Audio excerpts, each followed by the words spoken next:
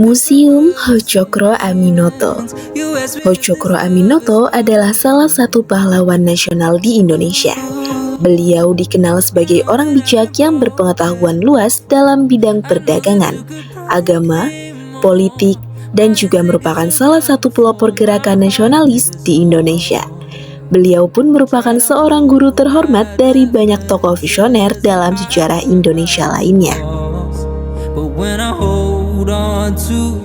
Nilai-nilai kepemimpinan seperti apa yang bisa kita dapatkan dari Pertama, Pak Cokro itu orangnya sangat tidak segan gitu loh untuk berbagi ilmu, karena di rumah ini biasanya Pak Cokro itu open diskusi. Jadi tokoh dari manapun, Tamalaka, ada Agus Salim dan sebagainya itu datang ke sini untuk berdiskusi langsung dengan Pak Cokro, dan Pak Cokro nggak segan untuk melakukan itu gitu.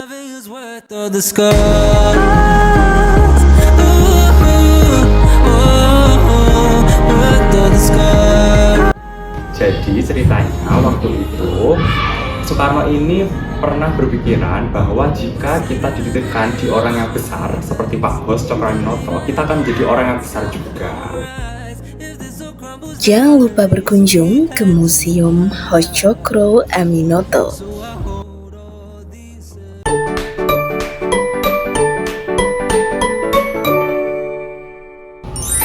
Halo semuanya, perkenalkan nama saya Deva Patricia dengan NIM 433251113. Langgar Ndukur Kayu merupakan salah satu situs bersejarah yang terletak di kawasan Lawang Seketeng. Tahun pembangunan Langgar tertulis dalam bahasa Arab Pegon, di tengah mimbar yang terbaca dalam bahasa Jawa, yaitu awitipun jumeneng punika Langgar tahun 1893 sasi setunggal, yang jika diterjemahkan pada bahasa Indonesia yaitu pembangunan Langgar dimulai pada Januari 1893. Selama masa kolonial Belanda, Langgar ini menjadi tempat pertemuan penting bagi tokoh-tokoh masyarakat dan ulama terkemuka pada masa itu. Gimana untuk fungsi Langgar ini dalam kehidupan sosial masyarakat di sekitar sini, Pak? Kehidupannya ya untuk ini, sholat jemaah. Terus kalau ada orang yang meninggal kan rumah kampung sini kan kecil-kecil. Ya dikafani di bawah, terus disolati, terus ditalili yang di bawah ini di bawah. Ini untuk khusus untuk sholat. Sholat ya tarawih, hari puasa. Terus jamaah tiap waktu ya maghrib, isya, subuh. Kalau duhur enggak ada, saya sendiri-sendiri. Ya kadang-kadang kalau banyak orang jamaah bisa duhur, asar. Yang pasti yang rutin itu maghrib, isya, subuh. Yang mesti itu jamaah. Ya. Langgar Ndukur Kayu merupakan bangunan berlantai 2 yang mana terbuat dari kayu jati dan belum mengalami perubahan.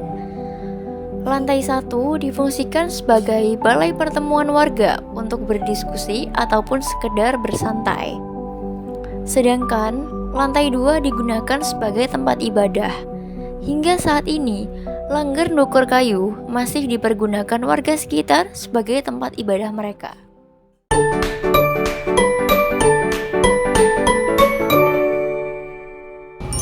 Halo semuanya, perkenalkan nama saya Bima Cantika Delta Zaya Putri dengan NIM 142251204. Makam Peneleh adalah kompleks pemakaman bersejarah di Surabaya yang juga dikenal sebagai Makam Eropa Peneleh atau Kerkhof Peneleh. Didirikan pada tahun 1847 untuk menggantikan pemakaman Eropa yang sebelumnya penuh. Makam ini menjadi tempat peristirahatan terakhir bagi sekitar 33.000 jenazah warga Eropa dan dari negara lain, serta sebagian warga pribumi dengan status sosial tertentu.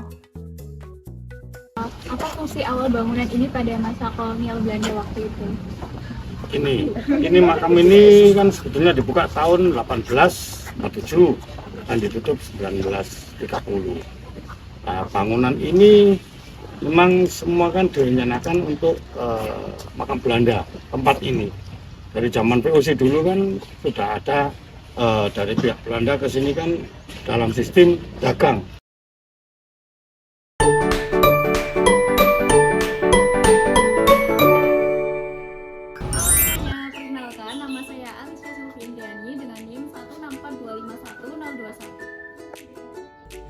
Rumah kelahiran Bung Karno terletak di Kampung Peneleh, Surabaya, dan menjadi salah satu situs bersejarah penting di Indonesia. Bangunan sederhana ini menyimpan berbagai informasi dan kisah tentang sejarah lahirnya Bung Karno. Meski sederhana, rumah ini menjadi saksi lahirnya pemimpin besar di Indonesia. Di dalamnya juga terdapat kutipan-kutipan inspiratif Bung Karno yang menggambarkan semangat perjuangannya untuk bangsa. Kini, rumah ini menjadi tempat edukasi dan kebanggaan warga Surabaya yang mengingatkan kita pada awal perjalanan seorang tokoh besar Indonesia. Apa yang membuat rumah ini bersejarah bagi masyarakat Indonesia? Jadi kenapa rumah ini bersejarah untuk masyarakat Indonesia? Karena sudah pasti seperti yang di depannya tertulis bahwa rumah lahir Bung Karno. Nah, dari situ kita bisa mengambil makna bahwa rumah ini adalah tempat di mana Pak Soekarno atau presiden kita itu dilahirkan. Presiden pertama kita, beliau adalah orang yang memperjuangkan kemerdekaan Indonesia dan salah satu orang yang sangat berkontribusi besar terhadap kemerdekaan bangsa kita.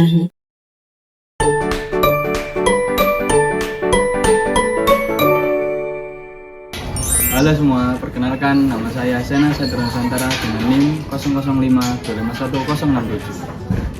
Sumur Njobong, sebuah artefak kuno yang bukan sekedar sumber air, melainkan sebuah jejak peradaban yang ditemukan secara tak sengaja, memberikan kita gambaran mendalam tentang teknologi sanitasi dan kehidupan masyarakat di desa tertua yang mungkin menjadi cikal bakal kota pahlawan. 1 Oktober itu pukul maghrib menjelang isya, setengah 7-an lah. Itu Pak Gandhi itu tukang kedue proyek itu palu tabogem itu nyentuh benda sesuatu benda di situ. Terus katanya Pak Agus, gak usah dhisik Pak, gak usah ditutupno, diraba dhisik apa iku nang kono. Akhirnya diraba, yaitu berbentuk silinder itu tadi. Terus akhirnya dikeduk sama Pak Gandhi,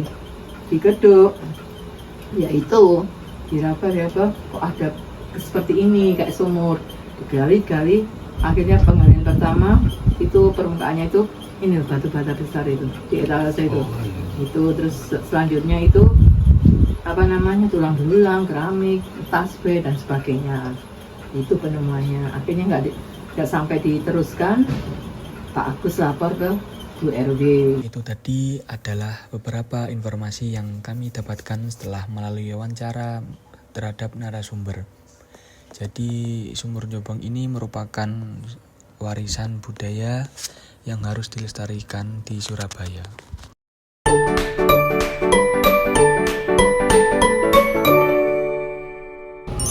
Halo semua, perkenalkan saya Valerian Rehan Wijaya dengan NIM 121251022.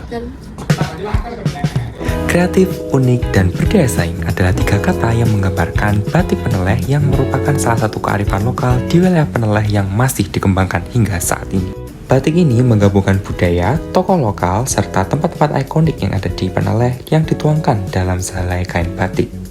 Pada sesi kali ini, kelompok kami akan mewawancari Ibu Sumina sebagai salah satu pelaku usaha dari batik Peneleh.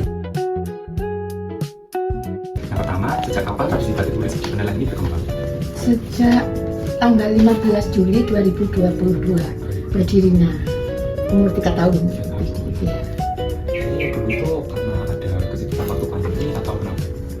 Karena kebetulan ini dari pihak kelurahan kan mengadakan pelatihan dari Dinas Tenaga Kerja untuk batik. Nah, itu ditawarkan ke ibu-ibu. Cuman ya fokusnya itu lebih sasarannya ke ibu-ibu yang penghasilan kurang. Nah, dalam proses pembuatannya sendiri, Ibu Sumina juga bercerita bahwa ia sering dibantu oleh anaknya dalam mendesain dan membuat batik Peneleh. Seperti video ini merupakan salah satu bentuk kolaborasi dari Ibu Sumina dan anaknya dalam mendesain wayang. Selain hanya menjual kain batik, Ibu Sumina juga melebarkan sayap usahanya pada jenis produk lain, misalnya topi, dompet, dan juga baju bermotif kain batik. Itulah usaha dan perjuangan Ibu Sumina dalam melestarikan kearifan lokal yang ada di Peneleh.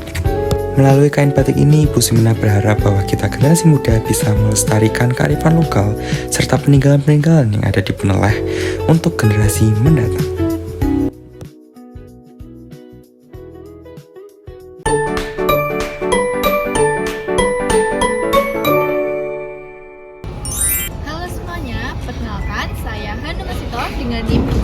017. Halo semuanya, jadi sekarang kami berada di Pasar Atom, salah satu pusat perbelanjaan paling legendaris di Surabaya. Jadi sekarang kami akan mengajak kalian untuk mengenal salah satu makanan paling legendaris di sini. Nah, salah satunya adalah cakwe peneleh, jajanan legendaris di Surabaya yang terkenal dengan cakwe dan roti gorengnya yang berukuran besar. Awalnya berpusat di Jalan Peneleh, namun sekarang cakwe peneleh memiliki beberapa cabang yang lebih mudah diakses. Selain itu, memiliki tekstur yang renyah di luar tapi lembut di dalam. Jadi, buat kalian yang lagi di Surabaya, jangan lupa mampir ke Pasar Atom dan cobain beli cakwe peneleh legendaris ini ya.